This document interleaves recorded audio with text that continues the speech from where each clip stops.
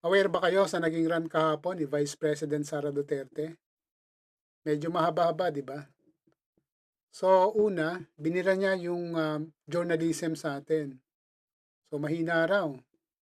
Kung ganun daw ang klaseng journalism meron tayo na mahina, wala raw talaga mangyayari sa bansa.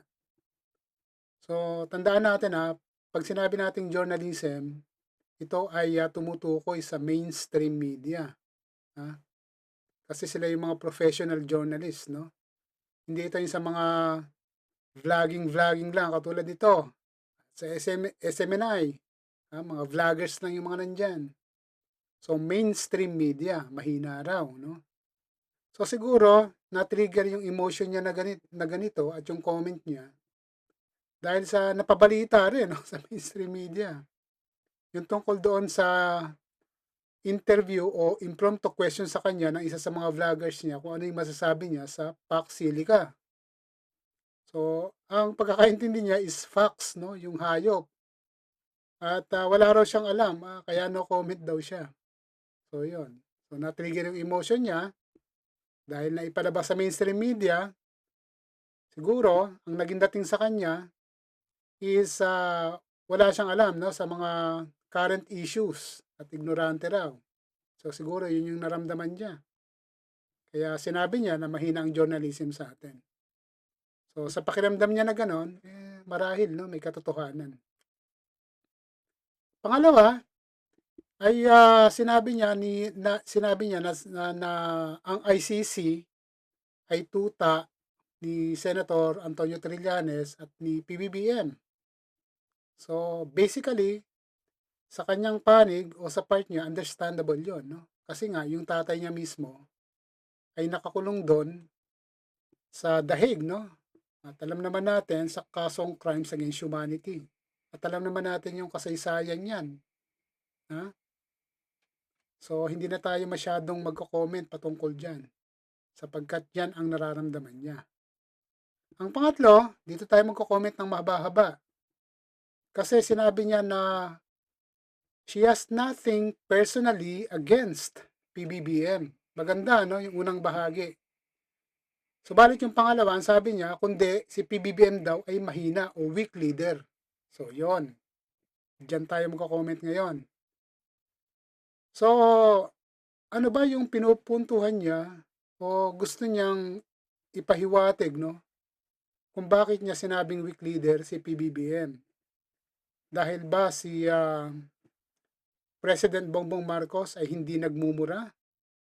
Dahil ba si President Bongbong Marcos ay hindi bastos? O dahil ba si President Bongbong Marcos ay hindi nag-threaten? At panghuli, dahil ba si BBM ay hindi namimisikal? So yun ba yung uh, standard niya para sabihing weak leader si BBM? Pero sa ating pananaw, no, sa ating uh, pagtingin, ha, taliwas ito doon sa uh, comment, no, ni Sara Duterte. Kasi kung titingnan natin yung mga actions, no, mga kilos, mga ginagawa, mga ginawa ni PBBM, hindi ito isang weak leader. Una, sa issue ng West Philippine Sea, ha, tinindigan niya at tinitindigan at patuloy na inilalaban ang ating karapatan diyan sa West Philippine Sea na dapat lang bilang isang pangulo, ha, na taliwas sa ipinakita ng tatay ni Sara Duterte noong panahon na siya ay namamayagpag pa sa tungkulin. So ano ba, no? Recorded na yan. At yan ay nasa YouTube pa, no? Kung paano niya sinabi na ang West Philippine Sea, tubig man lang yan. Man lang no? Yung sabi niya. Kanila na yung tubig, sa atin na yung isda. Ha? At sinabi niya pa sa isang pagkakataon, na gawin na lang probinsya ng China ang Pilipinas. Ha?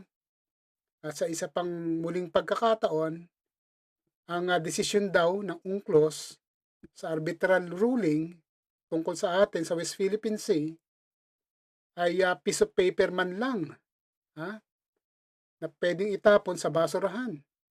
O, biruin mo yan.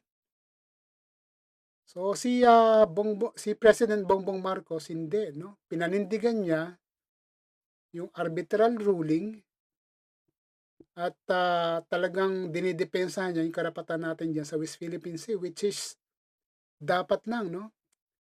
Hindi yan ang sign ng isang weak leader. Strong leader yan. Ha? It takes a lot of strength and political will to be able to do that.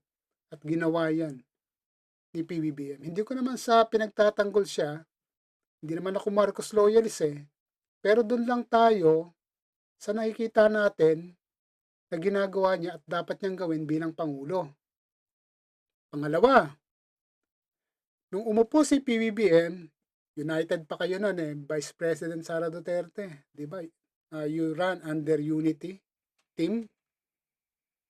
Ang minana ni PBBM ay sandamakmak na mga tauhan ng mga sindikato sa gobyerno. Ha? Kung weak leader si PBBM, pinabayaan niya na lang yung mga yan na namayagpag sa gobyerno, sa administrasyon niya ngayon. Pero hindi niya ginawa yon. Isa-isa niyang binuwag yung mga miyembro ng sindikato na minana niya mula sa administrasyon ng tatay mo. Ha? Hindi iyan ang senyales ng isang weak leader, matapang na leader ang pinakita niyan. Ha? Pangatlo, under this current administration, nakulong ang tatay mo. Under this administration, nakulong si Kibuloy. Under this administration, nagtatago si Bato. At iba pang mga big time criminals. Yan ba yung weak leader?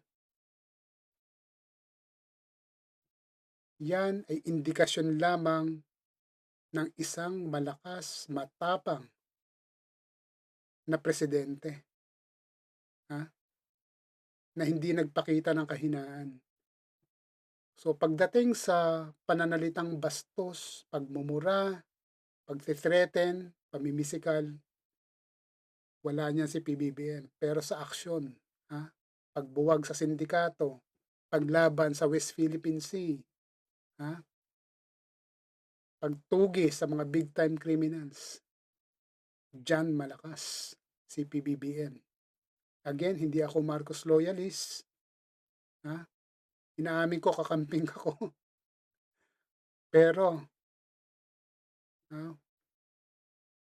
hinahangaan natin yung mga naging hakbang, mga naging kilos at gawa ni PBBM hanggang sa ngayon. Although patuloy pa rin yung paglaban sa korupsyon at dapat lang nating suportahan sapagkat yan naman talaga yung isa sa mga dapat gawin ng Pangulo at ng administrasyon.